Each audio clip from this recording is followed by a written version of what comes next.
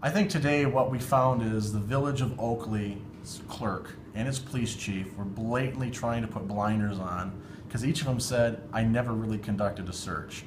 The village clerk didn't even see the FOIA request, and on top of it, the police chief basically only handed over the documents the lawyer specifically asked for. In my estimation, this is bad faith on part of the village because FOIA is supposed to give full and complete information to the citizens of a jurisdiction. And what we have here is I think, a bad faith, blatant attempt to try to hide that which they do not want to give out.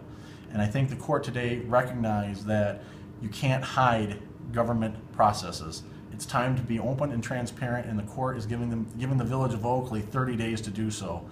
At this point right now, I expect the village to comply in the next 30 days because I would not want to be them to come back before this judge. The Village of Oakley's reserve program, as we've heard testimony today, is at best, I think, a kind of a rogue police department, a rogue gun club, if you will, because we've heard there's basically little to no training of these reservists.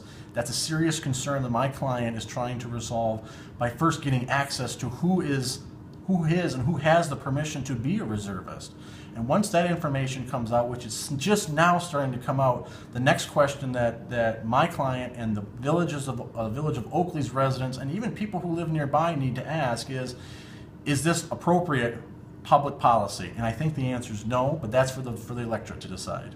Do they have any reason to have 140 plus reserve officers that you see? Do you think it's proper for a village of that size?